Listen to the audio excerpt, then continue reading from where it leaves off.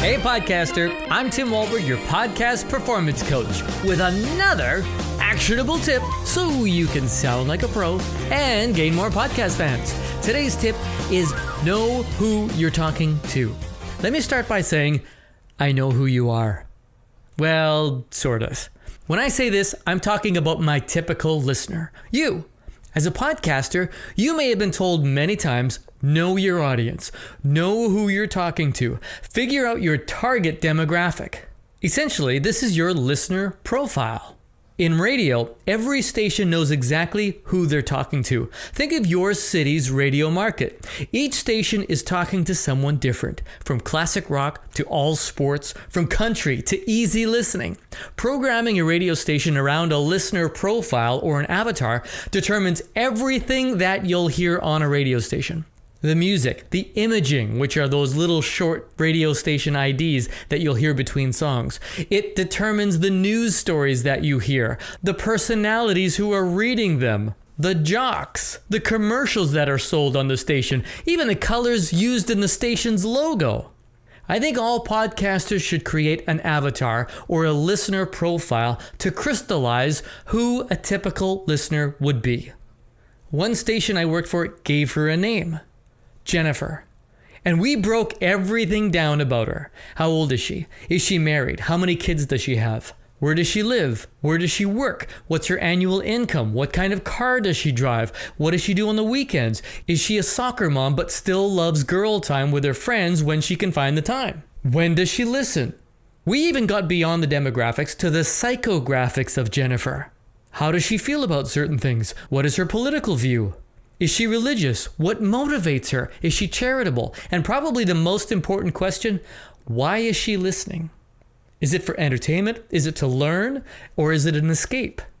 If you can figure out why your avatar is listening, you can better figure out what you should be delivering to them.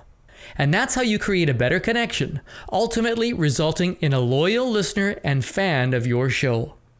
After you've profiled your avatar, Jennifer or Jerry, and yes, give them a name, Google a photograph of someone who looks like them. Make sure it's someone you don't know, but in your mind fits the description of your avatar. Then print that photo and post it where you record your podcast and talk to that person. We had a picture of Jennifer hanging in our radio station studio, so every host and producer knew to ask themselves before hitting the airwaves, does Jennifer care about this? You've heard me talk about talking to one listener at a time. That's who you're talking to. Now you know. I have an avatar.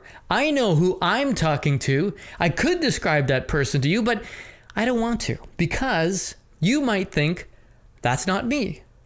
The idea of having this quintessential listener is not to exclude everyone else, but to help you as a podcaster clarify your content, pick your topics, shape your arguments, decide on the language you're going to use, the music you play, the references you use, the jokes you tell, and the sponsors you work with. One mistake I think podcasters make is that they make their avatar themselves. Your listening audience should not be you. A version of you is fine. Ultimately, you're not doing anyone any favors by talking to yourself. So, when you're creating your Jennifer or Jerry, get really specific. It'll help you figure out what your listener cares about while creating a better connection with them. And I hope that's just the tip you need. Talk about getting specific. How about a 40-point report card critique that breaks down your podcast, the good and the bad? I cover the technical side of things, your content, and your performance. Book your critique at podcastperformancecoach.com. I'm Tim Walbert. See ya!